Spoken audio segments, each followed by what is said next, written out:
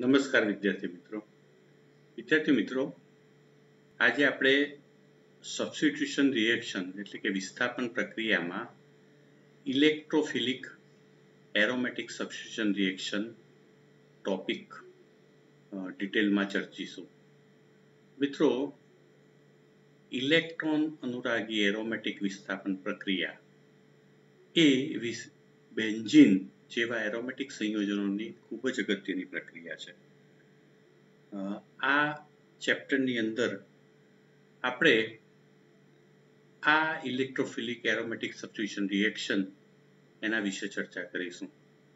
મિત્રો, આપણે જાણીએ છીએ કે બેન્ઝીન જે છે એ આ પ્રકારનું બંધારણ ધરાવે છે અને એમાં 3 દ્વિબંધ એકાંત કરેલા. દ્વિબંધ મિત્રો, સિંગલ બંધ, દ્વિબંધ, સિંગલ બંધ, દ્વિબંધ, સિંગલ. આ રીતે મિત્રો, એનું જે કેક્યુલર બંધારણ જે છે એ 2 પ્રકારના છે. આ રીતે પણ દ્વિબંધના સ્થાન મિત્રો જોવા મળે છે. તો આ બંને જે છે એ 1 અને 2 આ કેક્યુલર બંધારણ છે અને આ બંને બંધારણોમાં જે દ્વિબંધના સ્થાન જે છે એ એટલે કે પાઈ ઇલેક્ટ્રોનના સ્થાન જે છે બંનેમાં જુદી જુદી જગ્યાએ છે.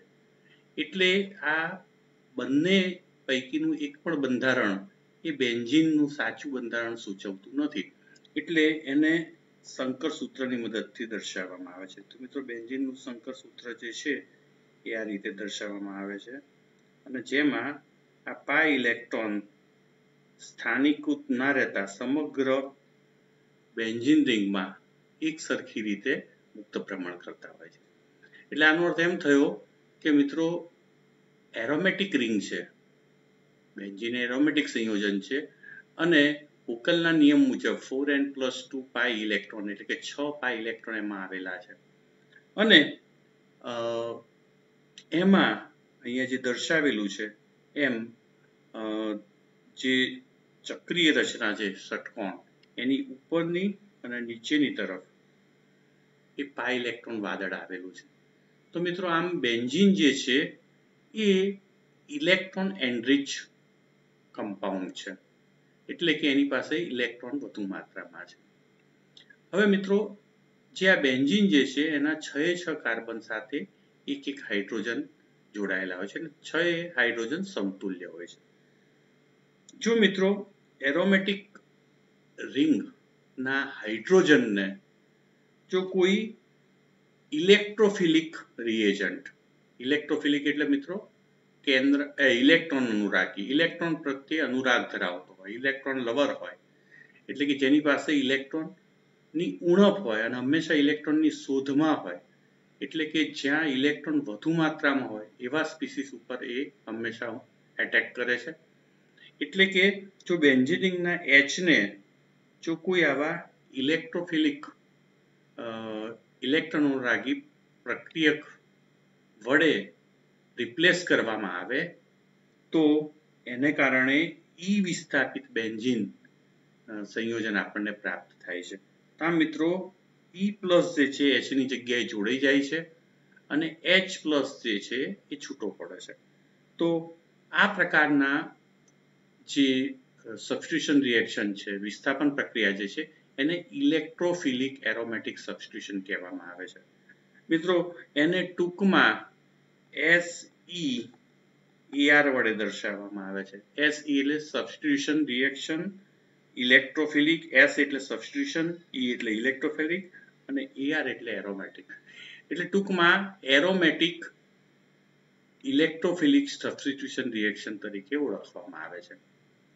મિત્રો, ઘણી વખતે બેન્ઝીન રિંગ વિસ્થાપિત થયેલી હોય છે અને L જેવા સમૂહ એના ઉપર જોડાયેલા હોય છે.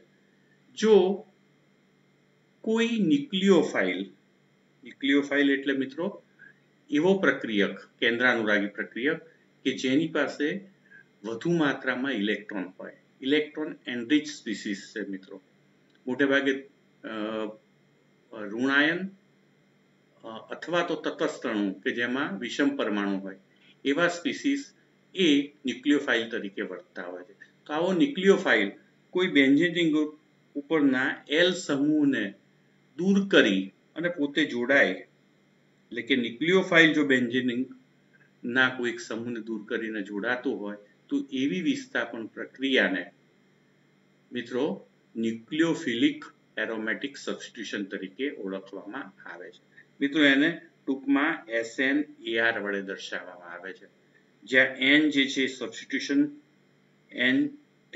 S સબસ્ટિટ્યુશન, N જે છે ન્યુક્લિયોફિલિક અને AR જે છે એ એરોમેટિક માટે વાપરવામાં આવે છે.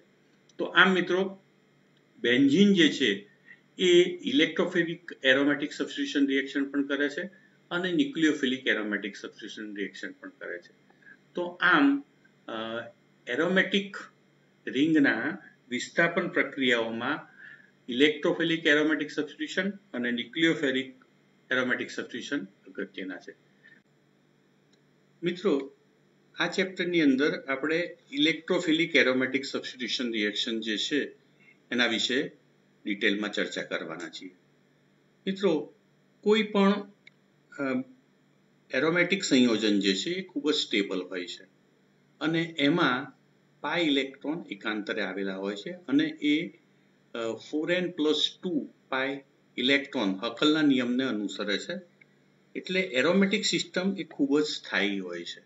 મિત્રો બેન્ઝીનનું જે દ્વિબંધ જે છે એમાં આલ્કિનની જેમ જો યોગશીલ પ્રક્રિયા કરવામાં આવે, એટલે કે એમાં Br2 એડ કરવામાં આવે તો આ પ્રમાણેની નિપજ આપણને પ્રાપ્ત થાય છે.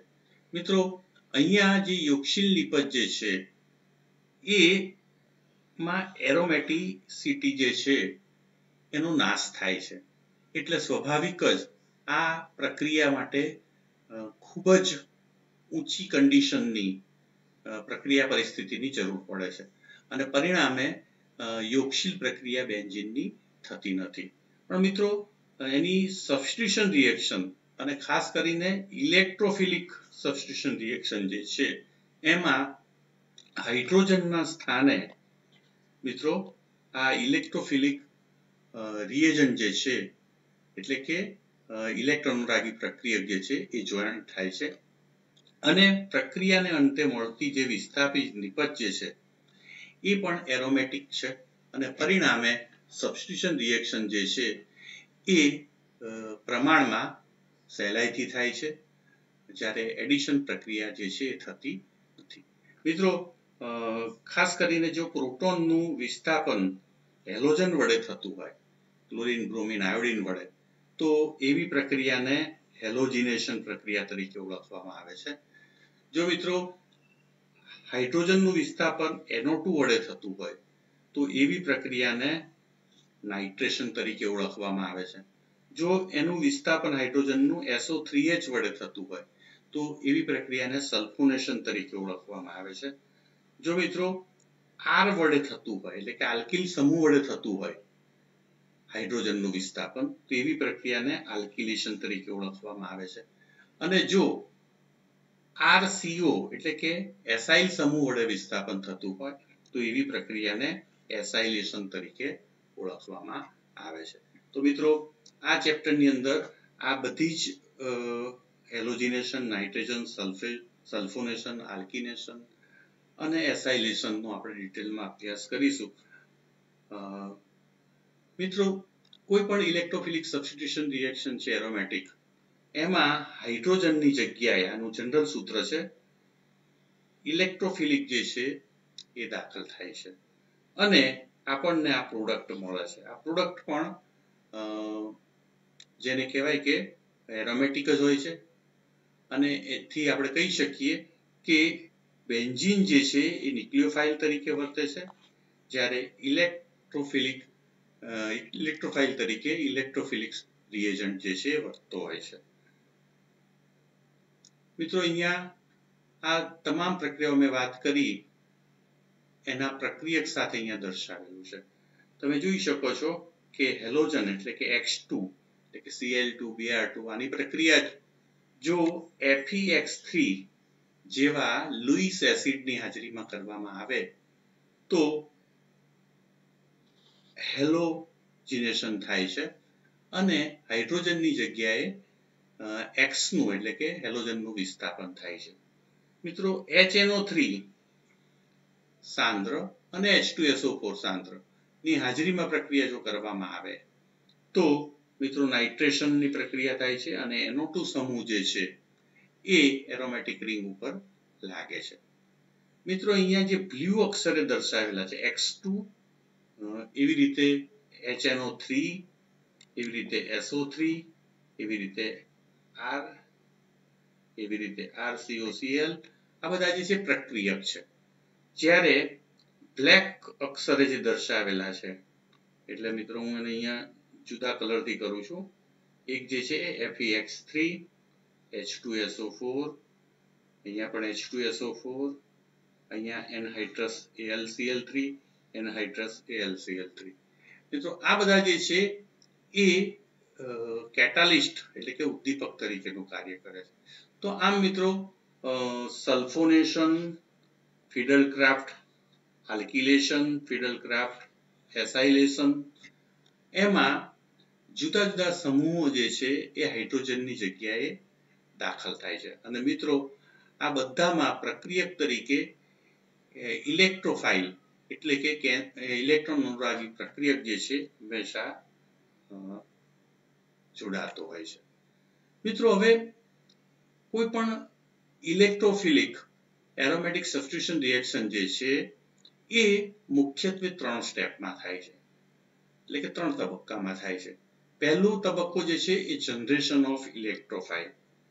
જનરેશન ઓફ ઇલેક્ટ્રોફાઇલ એટલે જે ઇલેક્ટ્રોફાઇલ જે છે એની ઉત્પત્તિ. તો મિત્રો એ ઉત્પત્તિ કેવી રીતે થાય છે ઇલેક્ટ્રોફાઇલની એ બહુ અગત્યની બાબત છે અને ઇલેક્ટ્રોફાઇલ બનાવવા માટે કેટાલિસ્ટ તરીકે કયા સંયોજનો વાપરવામાં આવે છે એ આ ઇલેક્ટ્રોફિલિક એરોમેટિક સબસ્ટિટ્યુશન રિએક્શન જે છે એનો બહુ જ અગત્યનો મુદ્દો છે. તો સૌથી પહેલું સ્ટેપ જે છે એ ઇલેક્ટ્રોફાઇલની ઉત્પત્તિ એટલે કે ઇલેક્ટ્રોનાગી પ્રક્રિયાની ઉત્પત્તિ. મિત્રો સૌથી પહેલા આપણો પ્રક્રિયક જે છે હેલોજિનેશનની અંદર X2 આપણે જાણીએ છીએ એ વિષમ પરમાણુ છે, એની પાસે electron lone pair electron free છે. જ્યારે FeX3 જે છે એ મિત્રો લુઈસ એસિડ છે. લુઈસ એસિડ પાસે ઇલેક્ટ્રોનની ઉણપ હોય છે એટલે હેલોજન જે છે એ આ લુઈસ એસિડને FeX3 ને ઇલેક્ટ્રોન આપે છે અને લુઈસ એસિડ બેઝ કોમ્પ્લેક્સ મિત્રો બનાવે છે અને એમાંથી આપણને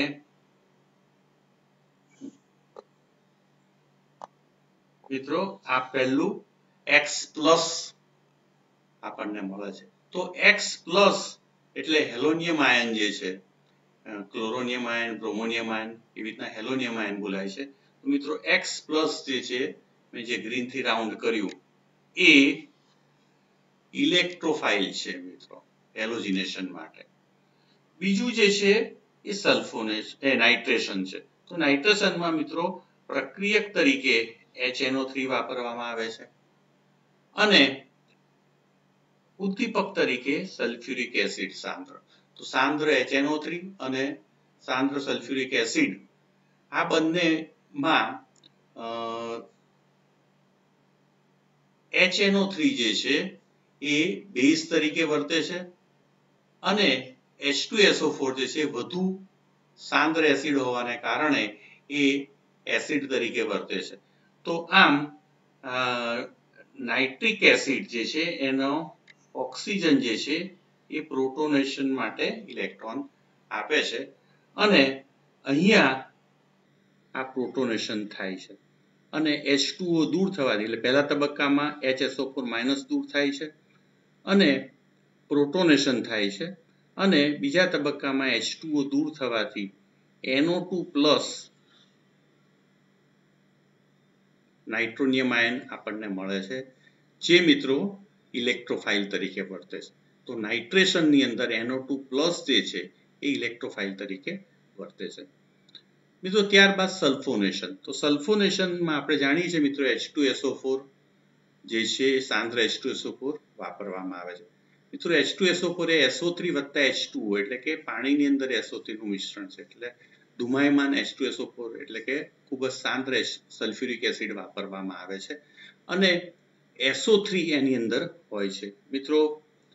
આમાં બે મત છે કે SO3 જે છે એનું પહેલું જ પ્રોટોનેશન થઈને SO3H+ ઉત્પન્ન થાય છે અને એ ઇલેક્ટ્રોફાઇલ તરીકે વર્તે છે મિત્રો, એવો એક મત છે. અને બીજો મત એવો છે કે SO3 ડાયરેક્ટ જ બેન્ઝીન રિંગ ઉપર એટેક કરે છે અને ત્યારબાદ પાછળથી પ્રોટોનેશન થાય છે.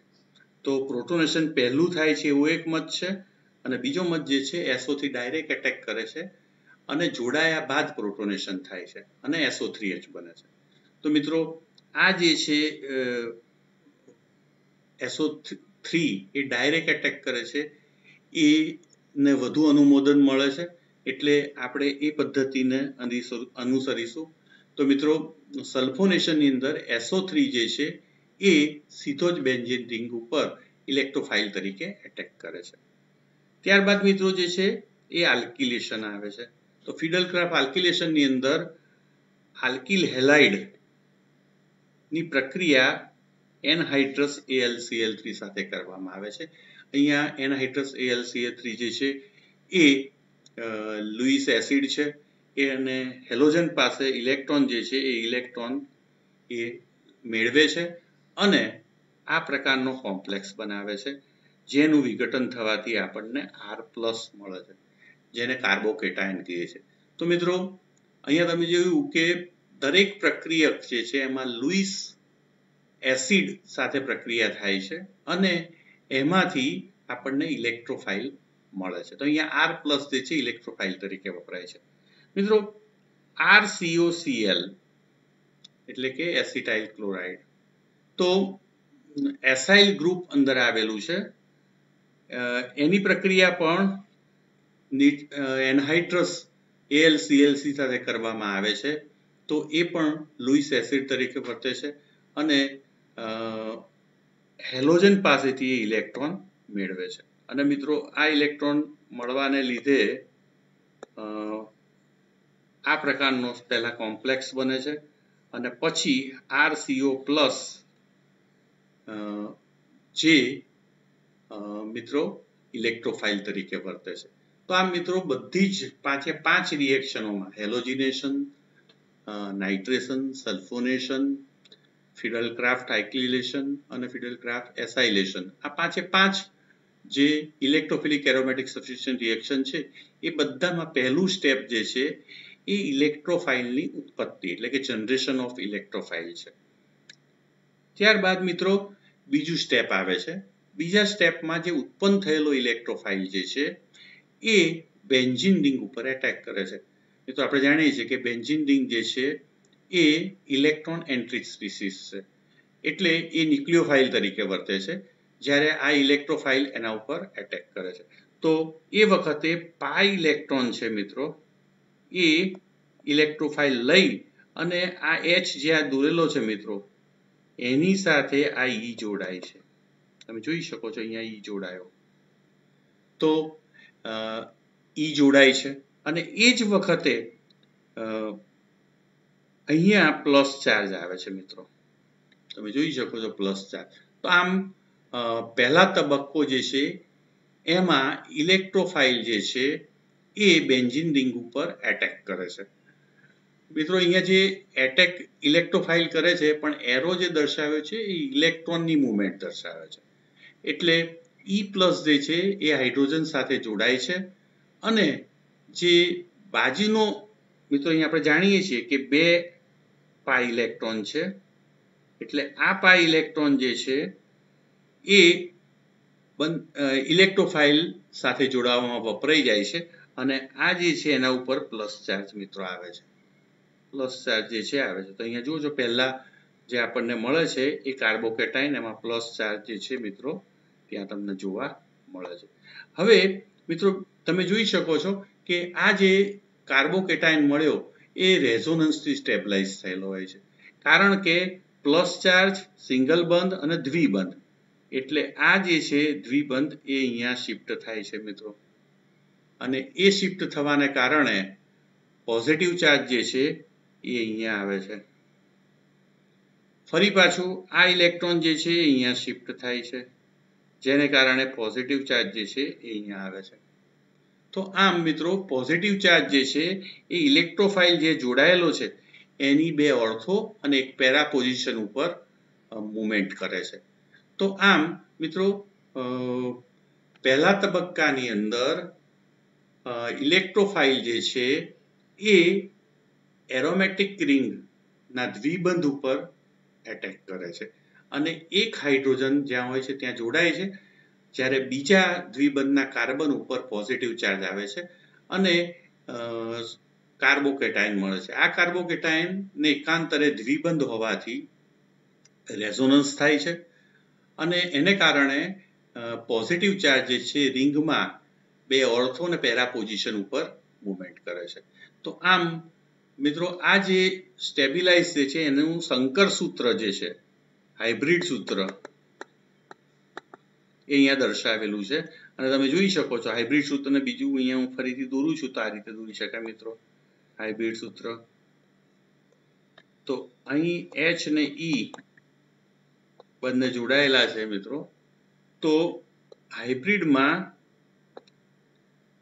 આ કાર્બનથી લઈ અને અહીં સુધી જે પાઈ ઇલેક્ટ્રોન જે છે એ મૂવમેન્ટ કરતા હોય છે, એટલે કે પોઝિટિવ ચાર્જ બધા જ કાર્બન ઉપર મૂવમેન્ટ કરે છે, બે ઓર્થો ને એક પેરા પોઝિશનમાં.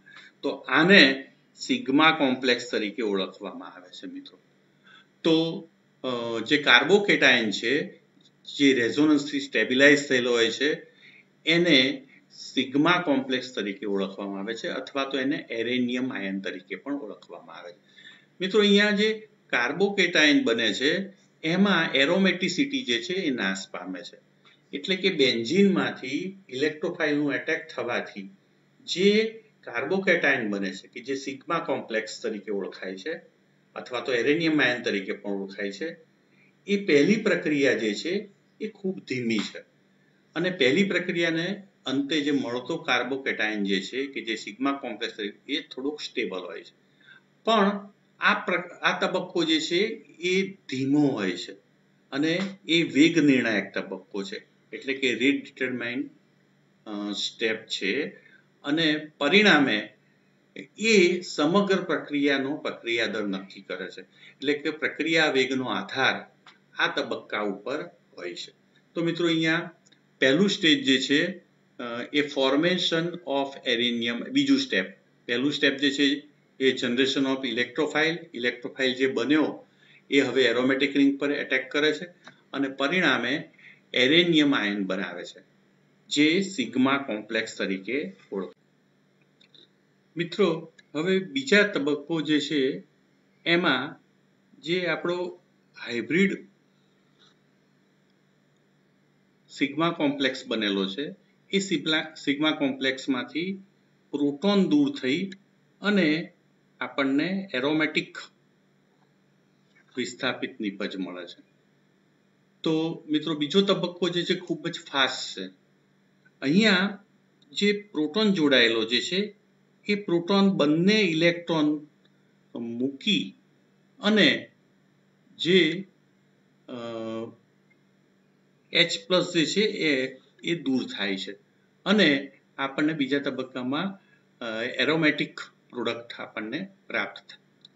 તો આમ મિત્રો ત્રણ સ્ટેપમાં કોઈ પણ ઇલેક્ટ્રોફિલિક એરોમેટિક સબસ્ટિટ્યુશન રિએક્શન જે છે એ થતું જોવા મળે છે.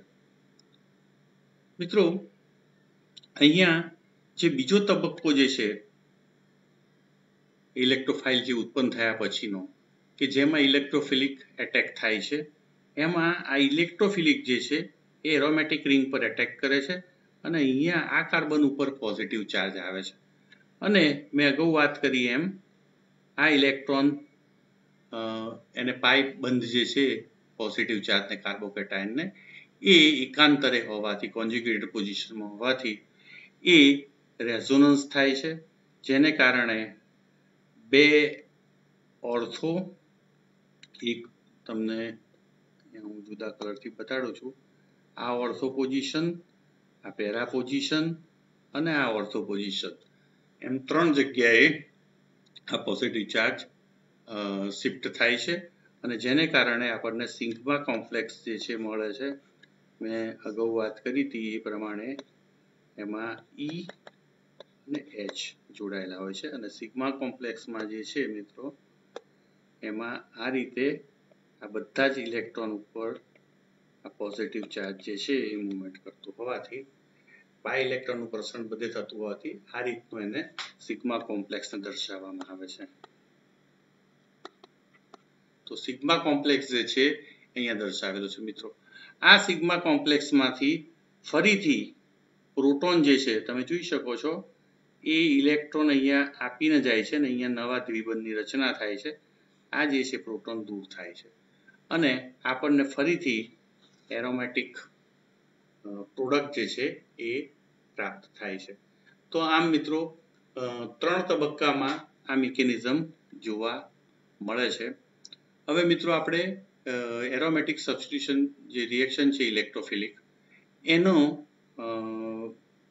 એન્થાલ્પી આલેખ જે છે એની ચર્ચા કરીએ કે એનર્જીમાં શું પ્રક્રિયા જે પ્રોગ્રેસ થાય છે એની સાથે ફેરફાર થાય છે એ દર્શાવતો આલેખ છે. સૌ પહેલા તબક્કામાં મિત્રો જે બેન્ઝીન જે છે એના ઉપર ઇલેક્ટ્રોફાઇલ એટેક કરે છે મિત્રો. ઇલેક્ટ્રોફાઇલ એટેક કરવાને કારણે આ પહેલા તબક્કો જે છે ધીમો છે એના માટે જરૂરી શક્તિ વધુ છે અને એ શક્તિ જે છે EA1 જેટલી જેને સક્રિયકરણ શક્તિ કહેવામાં આવે છે મિત્રો એ થાય છે ને પ્રથમ સક્રાંતિ અવસ્થા પ્રાપ્ત થાય છે, પ્રથમ ટ્રાન્ઝિશન સ્ટેટ. મિત્રો એમાં ઇલેક્ટ્રોફાઇલ જોડાતો હોય છે એટલે તમે જુઓ છો અહીંયા ડેશ ડેશ વાળું બંધ દર્શાવેલો છે જ્યારે હાઇડ્રોજન જે છે જોડાયેલો હોય છે. ત્યારબાદ આપણને પ્રમાણમાં રેઝોનન્સથી સ્થાયી એવો કાર્બોકેટાયન પ્રાપ્ત થાય છે કે જેને આપણે સિગ્મા કોમ્પ્લેક્સ કહીએ છીએ. મિત્રો આ સિગ્મા કોમ્પ્લેક્સ જે છે એ પ્રમાણમાં સ્થાયી હોય છે એટલે પહેલો તબક્કો જે છે આખો પહેલો તબક્કો એ વેગ નિર્ણાયક તબક્કો બને છે. એના માટે જરૂરી શક્તિ સક્રિયકરણ શક્તિ EA1 વધુ હોય છે. મિત્રો અહીંયા જે સ્થાયી થયેલો જે સંસ્પંદનથી સ્થાયી થયેલો કાર્બોકેટાયન સિગ્મા કોમ્પ્લેક્સ જે છે એ બીજા તબક્કામાં બહુ ઝડપથી એમાંથી H+ જે છે મિત્રો એ દૂર થાય છે. તો X- જે છે એ આ પ્રોટોનને લઈ જાય છે કે જે બેઝ તરીકે વર્તે છે. પ્રોટોનને એ લઈ જાય છે અને પ્રોટોન દૂર થાય છે અને ઇલેક્ટ્રોફાઇલ જે છે એ જોડાઈ જાય છે. તો આમ બીજા તબક્કા માટે જરૂરી શક્તિ એક્ટિવેશન એનર્જી EA2 છે મિત્રો એ પ્રમાણમાં બહુ જ ઓછી છે અને પરિણામે પ્રથમ તબક્કો ધીમો છે અને વેગ નિર્ણાયક તબક્કો છે જ્યારે બીજો તબક્કો જે છે એ ખૂબ જ ઝડપી છે. આનો અર્થ એમ થાય કે ઇલેક્ટ્રોફિલિક એરોમેટિક સબસ્ટિટ્યુશન રિએક્શનની અંદર પહેલા ધીમા તબક્કામાં કે જે વેગ નિર્ણાયક તબક્કો છે એમાં ઇલેક્ટ્રોફાઇલ એટેક કરે છે અને કાર્બોકેટાયન જે સિગ્મા કોમ્પ્લેક્સ છે બને છે. મિત્રો અહીંયા સિગ્મા કોમ્પ્લેક્સ જેમ સ્થાયી એમ એક્ટિવેશન એનર્જી જે છે એ ઓછી જોઈએ છે અને પ્રક્રિયા દર જે છે એ વધે છે. તો પ્રક્રિયા દરનો આધાર એ કાર્બોકેટાયનની સ્થિરતા પર રહેલો છે. તો અહીંયા આ બીજા શક્તિ આલેખમાં આ વસ્તુ જોઈ શકાય છે કે પહેલા તબક્કાને પસાર કરવા માટે એ ધીમો છે, ખૂબ જ શક્તિની જરૂર પડે છે. તો EA1 જેટલી શક્તિની જરૂર પડે છે અને પ્રથમ ટ્રાન્ઝિશન સ્ટેટમાં ઇલેક્ટ્રોફાઇલ જે છે એ જોડાતો હોય છે. ત્યારબાદ ઇન્ટરમીડિયેટ તરીકે સંસ્પંદનથી સ્થાયી એવો આપણને કાર્બોકેટાયન કે જે સિગ્મા કોમ્પ્લેક્સ તરીકે ઓળખાય છે એ મળે છે અને બીજા ખૂબ જ ઝડપી તબક્કામાં એના માટે જરૂરી શક્તિ EA2 બહુ જ ઓછી હોય છે. એમાં સ્ટેપ 2 ટ્રાન્ઝિશન સ્ટેટ મેળવી અને નિપજ તરત જ પ્રાપ્ત થાય છે જે એરોમેટિક ગુણધર્મ ધરાવતી હોય છે. તો આમ મિત્રો ઇલેક્ટ્રોફિલિક એરોમેટિક સબસ્ટિટ્યુશન રિએક્શન જે છે એનો આ એન્થાલ્પી આલેખ આપણે એનો અભ્યાસ કર્યો. મિત્રો હવે આપણે વારાફરતી દરેક જે ઇલેક્ટ્રોફિલિક એરોમેટિક સબસ્ટિટ્યુશન રિએક્શન જે છે એની ચર્ચા કરીશું. તો સૌ પ્રથમ જે છે એ હેલોજિનેશન રિએક્શન. હેલોજિનેશન રિએક્શનની અંદર એરોમેટિક રિંગ ઉપરનો જે હાઇડ્રોજન જે છે મિત્રો, આ પ્રક્રિયા જે છે એ X2 અને FeCl3 ની હાજરીમાં થાય છે. મિત્રો X2 જે છે પ્રક્રિયક છે, જ્યારે FeCl3 જે છે એ કેટાલિસ્ટ છે. અને કેટાલિસ્ટ તરીકે મોટે ભાગે લુઈસ એસિડ વપરાતા હોય છે. મિત્રો અહીંયા FeCl3 વાપરેલો છે, પણ FeCl3 નહીં, AlCl3, AlBr3, AlI3, FeCl3, ZnCl2, BF3, આવા ઘણા બધા લુઈસ એસિડ જે છે એ ઉદ્દીપક તરીકે વાપરી શકાય છે મિત્રો. તો અહીંયા આ બધા લુઈસ એસિડનું કામ એ કેટાલિસ્ટ તરીકેનું, ઉદ્દીપક તરીકેનું છે, એ એસિડ તરીકે વર્તે છે અને પ્રક્રિયક માંથી એ ઇલેક્ટ્રોલાઇટ એટલે કે ઇલેક્ટ્રોન અનુરાગી પ્રક્રિયકને છૂટા પાડે છે. મિત્રો અહીંયા હાઇડ્રોજન જે છે એ દૂર થાય છે અને એની જગ્યાએ હેલોજન જે છે એ જોડાય છે. મિત્રો જો લુઈસ એસિડ વાપરવામાં ના આવે અને CCl4 જેવો પ્રક્રિયક વાપરવામાં આવે, દ્રાવક, તો આ રિએક્શન થતું નથી. કારણ કે Br2 જે છે એ એકલો H ને દૂર કરી જોડાવા માટે સક્ષમ નથી હોતો. એટલે કે Br2 નું વિભેદન એમાંથી Br+ બ્રોમોનિયમ આયન વત્તા Br- આ જે છૂટા પાડવા જોઈએ, આ છૂટા પાડવા માટે આ લુઈસ એસિડ જે છે એ ખૂબ જ અગત્યનો છે મિત્રો. તો હવે કેવી રીતે રિએક્શન થાય છે એની આપણે ચર્ચા કરીએ. તો પહેલા સ્ટેપની અંદર મિત્રો આપણે જાણીએ છીએ કે જનરેશન ઓફ ઇલેક્ટ્રોફાઇલ. તો ઇલેક્ટ્રોફાઇલનું જનરેશન કેવી રીતે થાય છે? તો Cl2 જે છે એ FeCl3 જેવા લુઈસ એસિડની હાજરીમાં પ્રક્રિયા કરે છે અને Louis acid base complex FeCl4- Cl+ બનાવે છે. મિત્રો આ Cl+ જે છે એ ઇલેક્ટ્રોફાઇલ તરીકે વર્તે છે. તો એ ઇલેક્ટ્રોફાઇલ જે છે એ બીજા તબક્કાની અંદર Cl+ જે છે એ બેન્ઝીન રિંગના ઇલેક્ટ્રોન જે છે એ મેળવે છે, કારણ કે એ ઇલેક્ટ્રોન ઉણપ ધરાવતો છે અને પરિણામે એ આ ઉપરના કાર્બન સાથે જોડાય છે અને બાજુના કાર્બન ઉપર અહીંયા પોઝિટિવ ચાર્જ આવે છે મિત્રો, અને આપણને કાર્બોકેટાયન મળે છે. પહેલો તબક્કો સ્લો છે અને વેગ નિર્ણાયક તબક્કો છે, રેટ ડિટરમાઇન સ્ટેપ છે મિત્રો, અને એના અંતે આપણને સિગ્મા કોમ્પ્લેક્સ મળે છે.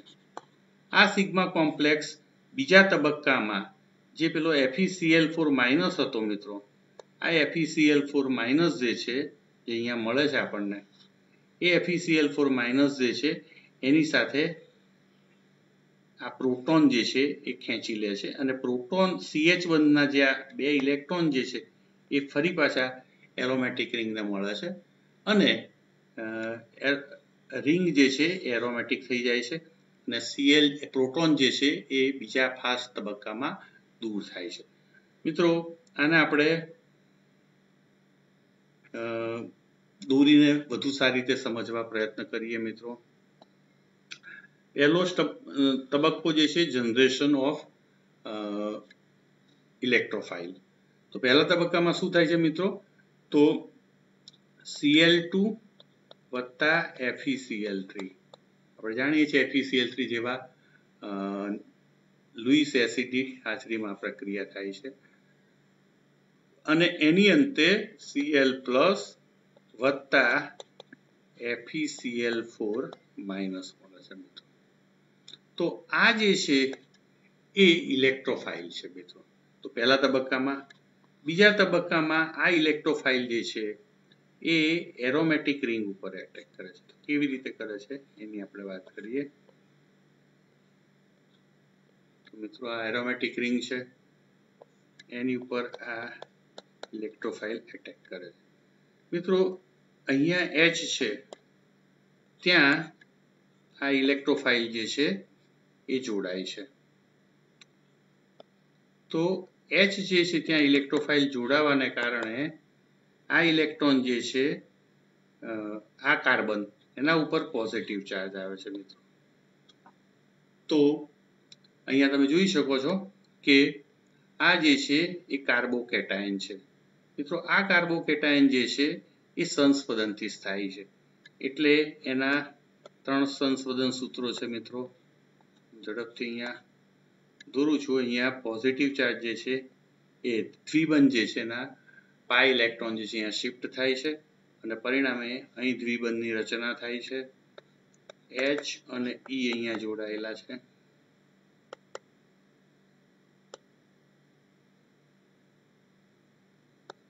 હવે મિત્રો પોઝિટિવ ચાર્જ જે છે પેરા પોઝિશનમાં આવ્યો. હજુ સંસ્પદન સૂત્ર થશે મિત્રો, અને આ જે છે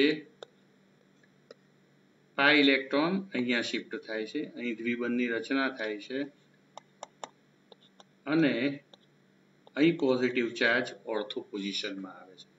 તો મિત્રો આમ આ ત્રણેય સંસ્પદન સૂત્રોને કારણે આ ત્રણેય સંસ્પદન સૂત્રોનું સંકર સૂત્ર જેને કહીએ આપણે, જેને આપણે સિગ્મા કોમ્પ્લેક્સ કહીએ છીએ, એ આ રીતે આપણે દોરી શકીએ. પ્લસ અહીંયા H અને અહીંયા E. તો મિત્રો આને સિગ્મા કોમ્પ્લેક્સ કહેવામાં આવે છે.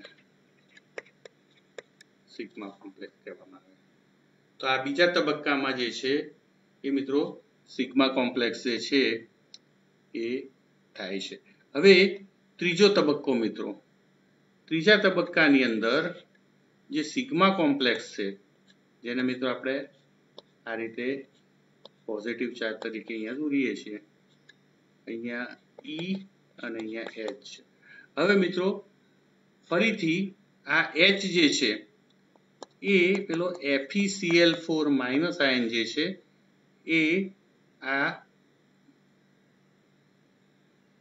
ઇલેક્ટ્રોન પ્રોટોનને આપીને ખેંચી લે છે, અને પ્રોટોનના જે 2 ઇલેક્ટ્રોન છે મિત્રો CH બંધમાં જોડાયેલા, અહીં મિત્રો આપણા 2 ઇલેક્ટ્રોન છે એ અહીંયા બેન્ઝીનને પરત આપે છે, અને જેને કારણે રિએક્શન થઈ અને આપણને અહીંયા E જોડાઈ જાય છે અને આ રીતે એરોમેટિક રિંગ પ્રાપ્ત થાય છે. અને એના અંતે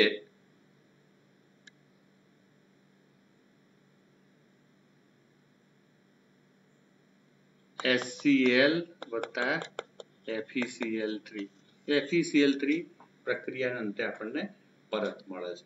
તો આમ મિત્રો તમે જોઈ શકો છો કે 3 સ્ટેપની અંદર આ જે છે હેલોજિનેશનની પ્રક્રિયાને જે છે આપણે સમજાવી શકીએ છીએ.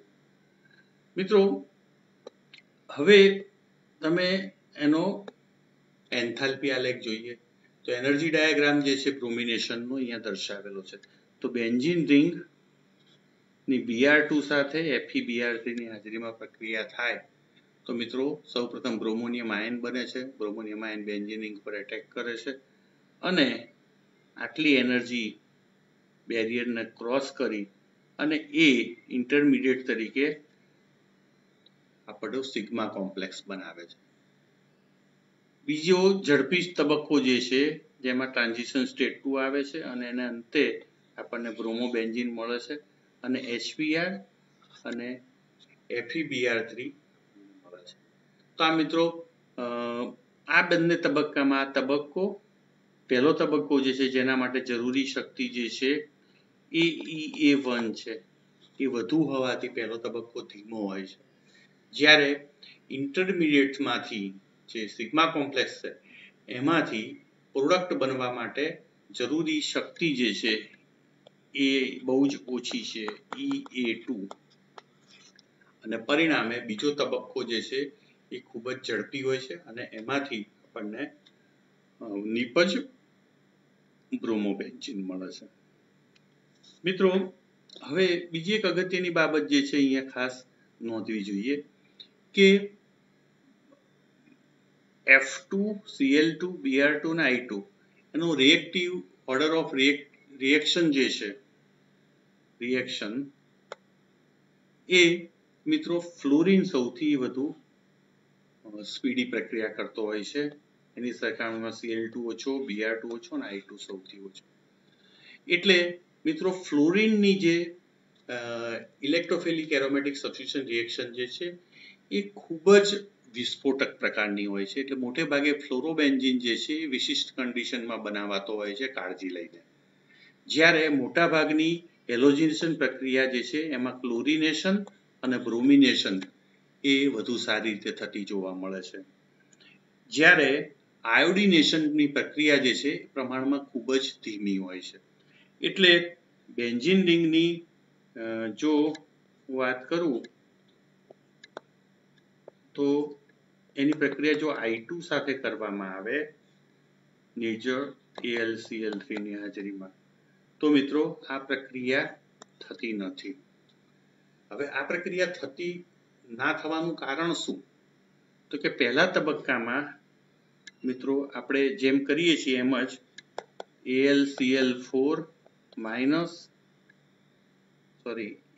AlI4 માઇનસ વત્તા I પ્લસ એ પણ બને છે. બીજા તબક્કાની વાત કરીએ તો બીજા તબક્કામાં આ I પ્લસ જે છે એ મિત્રો બેન્ઝીન રિંગ પર એટેક કરે છે અને આપણો સિગ્મા કોમ્પ્લેક્સ પણ બનાવે છે. આ પ્રક્રિયા પણ ઇઝીલી થાય છે. પણ ત્રીજા તબક્કાને અંતે અહીંયા I આવે મિત્રો. ત્રીજા તબક્કાને અંતે બેન્ઝીન રિંગ મળે છે અને અહીંયા મિત્રો I જે છે આવે છે ને વત્તા HI વત્તા AlI3 આવું મળે મિત્રો. પણ અહીંયા જે ઉત્પન્ન થતો ત્રીજા તબક્કાને અંતે જે ઉત્પન્ન થતો HI જે છે એ રિડ્યુસિંગ એજન્ટ છે અને એ તરત જ આનું વિઘટન કરે છે અને પ્રક્રિયા જે છે એ પ્રતિવર્તી થાય છે અને મિત્રો બેન્ઝીન પરત મળે છે. એટલે જે પ્રક્રિયાને અંતે ઉત્પન્ન થતો HI જે છે એ હાઈલી રિડ્યુસિંગ એજન્ટ છે જેને કારણે પ્રક્રિયા પ્રતિવર્તી બને છે અને એ પ્રક્રિયા થતી નથી. જો મિત્રો આ પ્રક્રિયાને કરવી હોય તો એની અંદર HNO3 ઉમેરવામાં આવે છે સાંદ્ર કે જે ઓક્સિડાઇઝિંગ એજન્ટ તરીકે વર્તે છે અને જેને કારણે આયોડિનેશન થઈ શકે છે ને આયોડોબેન્ઝીન બને છે. એટલે આનો અર્થ એમ થયો કે બેન્ઝીનની I2 સાથે AlCl3 ની હાજરીમાં જો પ્રક્રિયા કરવામાં આવે તો એમાંથી આયોડોબેન્ઝીન બનતો નથી. કેમ? કારણ કે ઉત્પન્ન થતો HI જે છે એ રિડ્યુસિંગ એજન્ટ છે. એટલે આ રિડ્યુસિંગ એજન્ટ ની પ્રક્રિયાને ના થાય એટલા માટે HNO3 ને ઓક્સિડાઇઝિંગ એજન્ટ તરીકે ઉમેરવામાં આવે છે.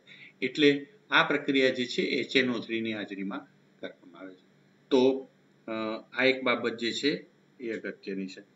મિત્રો બીજો એક પ્રશ્ન જે નેટ સ્લેટની પરીક્ષામાં કે જીની પરીક્ષામાં પૂછાતો હોય છે JEE કે AIEEE ની પરીક્ષામાં કે નીટની પરીક્ષામાં એ છે કે દાખલા તરીકે તમને પૂછવામાં આવે કે બેન્ઝીન રિંગ ની પ્રક્રિયા Br2 અને જો AlCl3 વાપરવામાં આવે મિત્રો તો આ પ્રક્રિયાને અંતે શું મળશે?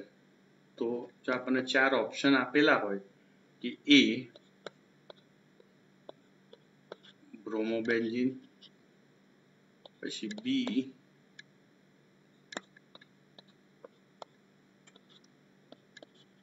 બ્રોમોબેન્ઝીન વત્તા ક્લોરોબેન્ઝીન, C એકલું ક્લોરોબેન્ઝીન અને D નન. તો મિત્રો આનો જવાબ શું થશે? તો આ આપણને રિએક્શન પૂછ્યું છે કે બેન્ઝીનની પ્રક્રિયા Br2 સાથે AlCl3 નેચરલ AlCl3 ની હાજરીમાં કરવામાં આવે તો નીચેના પૈકી કયો જવાબ સાચો થશે, કઈ નિપજ મળશે? તો મિત્રો અહીંયા તમે જોઈ શકો છો કે પ્રક્રિયક તરીકે Br2 છે, એટલે AlCl3 ની હાજરીમાં જો પ્રક્રિયા થાય તો AlCl3 આ પ્રકારનો કોમ્પ્લેક્સ બનશે અને એમાંથી પ્લસ Br પ્લસ વત્તા AlCl3 Br માઇનસ આવો આયન મળશે. તો મિત્રો અહીંયા AlCl3 જે છે એ કેટાલિસ્ટ તરીકે છે, એટલે એનો કોઈ રોલ નથી. પ્રક્રિયક તરીકે Br છે એટલે બ્રોમોબેન્ઝીન જ અહીંયા મળે. ક્લોરોબેન્ઝીન કોઈ પણ સંજોગોમાં ના મળે, અથવા તો બ્રોમોબેન્ઝીન ને ક્લોરોબેન્ઝીનમાં ક્લોરોબેન્ઝીન ના મળે. એટલે જવાબ સાચો જે છે એ થાય કે બ્રોમોબેન્ઝીન જે છે એ બને. એટલે મિત્રો અહીંયા ખાસ ધ્યાન રાખવાનું કે જે આપણે લુઈસ એસિડ તરીકે AlCl3 વાપરીએ, FeCl3 વાપરીએ, ઝિંક ક્લોરાઇડ વાપરીએ, BF3 વાપરીએ, ગમે તે વાપરીએ, પણ પ્રક્રિયક જે હોય એ જ અહીંયા જોડાય છે. તો આ બાબતને આપણે ખાસ મિત્રો ધ્યાનમાં લેવાની છે. આપણે બીજો મુદ્દો લઈએ હવે, નાઇટ્રેશન. તો નાઇટ્રેશનની પ્રક્રિયા કેવી રીતે થાય છે, કેવા તબક્કામાં થાય છે? મિત્રો આપણે જાણીએ છીએ કે HNO3 પ્રક્રિયક તરીકે વપરાય છે અને H2SO4 જે છે એ ઉદ્દીપક તરીકે છે. HNO3 અને H2SO4 માં H2SO4 જે છે એ સ્ટ્રોંગ એસિડ છે અને પરિણામે એ બંનેનું રિએક્શન થાય ત્યારે જે વધુ સ્ટ્રોંગ હોય એ લુઈસ એસિડ તરીકે વર્તે અને ઓછો સ્ટ્રોંગ એસિડ હોય એ લુઈસ બેઝ તરીકે વર્તે. એટલે અહીંયા તમે જોઈ શકો છો લુઈસ એસિડ તરીકે H2SO4 વર્તે છે, જ્યારે HNO3 જે છે એ લુઈસ બેઝ તરીકે વર્તે છે. એટલે એ બેઝ જે છે ઇલેક્ટ્રોન આપે છે અહીંયા અને પ્રોટોનેશન થાય છે. તમે અહીંયા જોઈ શકો છો HSO4 માઇનસ દૂર થાય છે. તો HSO4 માઇનસ જે છે એ અહીંયા દૂર થાય છે આટલો ભાગ, અને પ્રોટોન જે છે આની સાથે જોડાઈ અને આપણને આ મળે છે. હવે બીજા તબક્કાની અંદર એમાંથી H2O દૂર થાય છે મિત્રો. આ પ્રોટોનેશન થવાને કારણે જે H2O જે છે એ દૂર થાય છે અને NO2+ નાઇટ્રોનિયમ આયન જે છે એ ઉત્પન્ન થાય છે અને આ નાઇટ્રોનિયમ આયન એ આપણો ઇલેક્ટ્રોફાઇલ છે. તો નાઇટ્રોનિયમ આયન જે છે એ આ એરોમેટિક રિંગ સાથે જોડાય છે, માંથી ઇલેક્ટ્રોન મેળવે છે. એટલે પહેલો તબક્કો સ્લો હોય છે અને રેટ ડિટરમિન સ્ટેપ છે પહેલા દ્વિઘાત તબક્કાના અંતે NO2 સમૂહ જે છે એ હાઇડ્રોજન સાથે જોડાય છે અને પોઝિટિવ ચાર્જ જે છે એ ઓર્થો પોઝિશનમાં આવે છે અને આપણને કાર્બોકેટાયન ઇન્ટરમીડિયેટ તરીકે મળે છે, જેમાં સંસ્પંદન થવાથી, કારણ કે પાઈ બંધ જે છે એકાંતરે છે, તો પાઈ બંધની મુવમેન્ટને કારણે અહીંયા પેરા પોઝિશનમાં અને ત્યારબાદ પાછો ઓર્થો પોઝિશનમાં આપણને જુદા જુદા સ્થાને આ પોઝિટિવ ચાર્જ જે છે એ મુવમેન્ટ કરે છે અને પરિણામે આ સિગ્મા કોમ્પ્લેક્સ આપણને પ્રાપ્ત થાય છે. તો મિત્રો બિલકુલ બધી જ પ્રક્રિયા વિધિ મિકેનિઝમ જે છે એ બિલકુલ સરખી છે, માત્ર જનરેશન ઓફ જે ઇલેક્ટ્રોફાઇલ જે છે એ જ જુદું છે, બાકી બધું સરખું છે. બીજા તબક્કામાં જે HSO4 માઇનસ મિત્રો અહીંયા ઉત્પન્ન થયેલો એ HSO4 માઇનસ જે છે એ આ પ્રોટોનને લઈ લે છે. પ્રોટોન એના ઇલેક્ટ્રોન અહીંયા આપીને જાય છે અને પરિણામે નાઇટ્રોબેન્ઝીન જે છે આપણને પ્રાપ્ત થાય છે અને H2SO4 પરત મળે છે. તો આમ મિત્રો H2SO4 જે છે એ અહીંયા ઉદ્દીપક તરીકે કાર્ય કરે છે. તો આમ આ નાઇટ્રેશનની પ્રક્રિયા વિધિ જે છે એ આપણે અહીંયા જોઈએ. નાઇટ્રોશન જે છે એનું આ રિએક્શન જે છે એન્થાલ્પી આલેખ અહીંયા દોરેલો છે. પહેલા તબક્કામાં બેન્ઝીન અને HNO3 ની પ્રક્રિયા સલ્ફ્યુરિક એસિડની હાજરીમાં થાય તો પહેલો તબક્કામાં વધુ એનર્જીની જરૂર છે, એક્ટિવેશન એનર્જી, અને અહીંયા જે છે એ આપણો સિગ્મા કોમ્પ્લેક્સ અને બીજા ઝડપી તબક્કામાં પ્રક્રિયા થઈ અને નાઇટ્રોબેન્ઝીન આપણને પ્રાપ્ત થાય છે. તો આમ બિલકુલ હેલોજિનેશન અને નાઇટ્રેશન એ લગભગ સમાન પ્રકારનું જોવા મળે છે. તો ત્રીજું આપણે જે છે સલ્ફોનેશનની વાત કરીએ. સલ્ફોનેશનમાં એરોમેટિક રિંગ પરના H ની જગ્યાએ SO3H સમૂહ લાગે છે. મેં તમને અગાઉ જ વાત કરેલી કે અહીંયા સલ્ફોનેશનની અંદર SO3 અને SO3H બંનેમાંથી કોણ ઇલેક્ટ્રોફાઇલ તરીકે વર્તે છે એના વિશે મતમતાંતરો છે, પણ એમાં સૌથી વધુ જેને કહી શકાય એ SO3 એટેક કરે છે. એટલે અહીંયા આપણે SO3 ને લીધું. પહેલા તબક્કામાં H2SO4 ના 2 મોલ વચ્ચે પ્રક્રિયા થઈ H3O+, HSO4- અને SO3 ઉત્પન્ન થાય છે. તો આ SO3 જે છે એ ઇલેક્ટ્રોફાઇલ તરીકે વર્તે છે. તો એ ઇલેક્ટ્રોન સલ્ફરને આપે છે અને આ ઇલેક્ટ્રોન અહીંયા મૂવ થાય છે અને પરિણામે SO3- અહીંયા જોઈન્ટ થાય છે. તો SO3- અહીંયા જોઈન્ટ થાય છે જ્યારે આ સિગ્મા કોમ્પ્લેક્સ બને છે. અહીંયા મિત્રો સૌપ્રથમ પ્લસ ચાર્જ ઓર્થો પોઝિશનમાં, પછી પેરા પોઝિશનમાં અને ફરી પાછો ઓર્થો પોઝિશનમાં, જેને આપણે સિગ્મા કોમ્પ્લેક્સ કહીએ છીએ, એ આપણને પ્રાપ્ત થાય છે.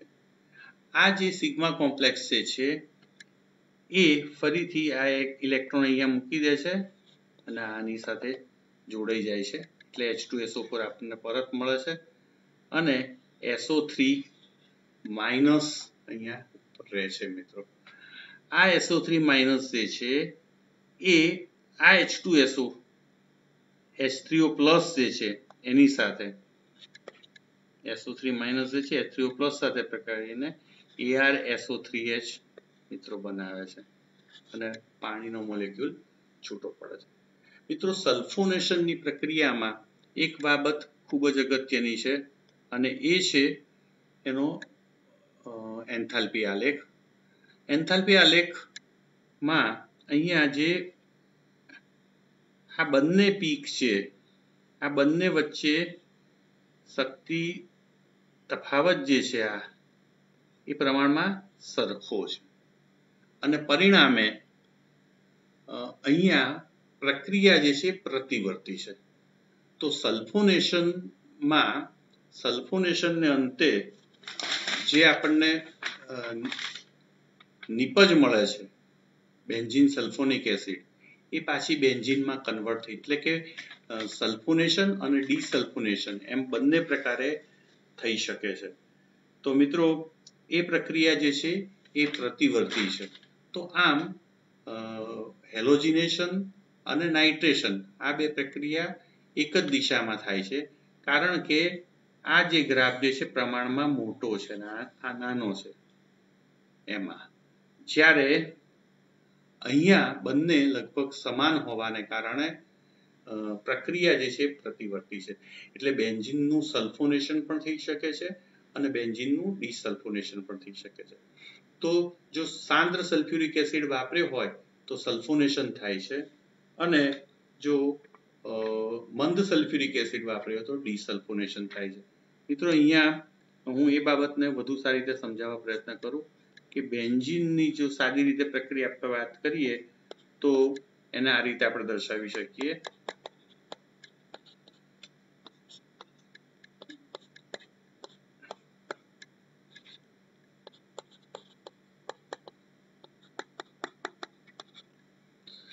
મિત્રો અહીં તમે જુઓ છો કે સાંદ્ર સલ્ફ્યુરિક એસિડ અહીંયા પ્રક્રિયક તરીકે વાપરવામાં આવે છે, ત્યારે પ્રક્રિયાના અંતે પાણી ઉત્પન્ન થાય છે. આપણે લસેટેના નિયમ મુજબ જાણીએ છીએ આ પ્રક્રિયા પ્રતિવર્તી છે. જો પાણીનું પ્રમાણ એટલે કે જો દ્રાવણ મંદ હોય તો પ્રક્રિયા આ તરફ થાય છે, એની સાંદ્રતા વધે તો, અને જો કોન્સન્ટ્રેટ H2SO પર વાપરવામાં આવે તો પ્રક્રિયા જમણી તરફ થાય છે, એટલે કે પુરોગામી પ્રક્રિયા થાય છે. પણ જો પાણીનું પ્રમાણ વધે એટલે કે દ્રાવણ મંદ બને તો પ્રક્રિયા ડાબી તરફ એટલે કે પ્રતિગામી પ્રક્રિયા થાય છે. તો આમ સલ્ફોનેશન અને ડીસલ્ફોનેશન એમ બંને પ્રક્રિયાઓ આ સલ્ફોનેશનમાં જોવા મળે છે. મિત્રો એટલે ઘણી વખતે સમૂહને પ્રોટેક્ટ કરવા માટે સલ્ફોનેશન અને ડીસલ્ફોનેશનનો ઉપયોગ કરવામાં આવે છે. કોઈ એક જગ્યાએ જો મારે એ જગ્યાને પ્રોટેક્ટ કરવી હોય એ સ્થાનને, તો હું શું કરું છું, ત્યાં SO3H ગ્રુપ લગાડી દઉં એટલે કે સલ્ફોનેશન કરું. પછી બીજી પ્રક્રિયાઓ કરું, ઇલેક્ટ્રોફિલિક સબસ્ટિટ્યુશન રિએક્શન, ને બીજા ગ્રુપને બીજી જગ્યાએ જોઈન્ટ કરી દઉં અને પછી પેલો SO3H સમૂહ જે છે એનું ડીસલ્ફોનેશન કરી દઉં પાણી ઉમેરીને, અને એ જગ્યા જે છે એ ખાલી રહે છે. તો આમ કોઈ એક જગ્યાને પ્રોટેક્ટ કરવા માટે ડીસલ્ફોનેશનનો ઉપયોગ પણ થઈ શકતો હોય છે. તો મિત્રો આમ આપણે આજે આજના લેક્ચરની અંદર ઇલેક્ટ્રોફિલિક સબસ્ટિટ્યુશન રિએક્શન એટલે શું એ વાત કરી, ઇલેક્ટ્રોફાઇલ કેવી રીતે એટેક કરે છે અને ઇલેક્ટ્રોફાઇલની ઉત્પત્તિ કેવી રીતે થાય છે, એરેનિયમ આયન એટલે કે સિગ્મા કોમ્પ્લેક્સ પહેલા તબક્કા કે બીજા તબક્કાના અંતે કેવી રીતે ઇલેક્ટ્રોફાઇલના એટેક થવાથી મળે છે, અને ત્રીજા તબક્કામાં H+ દૂર થવાથી કેવી રીતે આપણને ફરીથી વિસ્થાપિત નિપજ મળે છે. તો આમ 3 તબક્કામાં થતી આ ઇલેક્ટ્રોફિલિક એરોમેટિક સબસ્ટિટ્યુશન રિએક્શનમાં આપણે હેલોજિનેશન, નાઇટ્રેશન અને સલ્ફોનેશન આ 3 પ્રક્રિયા જે છે એની પ્રક્રિયા વિધિનો અભ્યાસ કર્યો અને એન્થાલ્પી આલેખની પણ ચર્ચા કરી. આવતા ચેપ્ટરની અંદર ફ્રીડલ-ક્રાફ્ટ આલ્કિલેશન અને ફ્રીડલ-ક્રાફ્ટ એસાઇલેશનની ચર્ચા કરીશું. ત્યાં સુધી રજા આપશો. નમસ્કાર.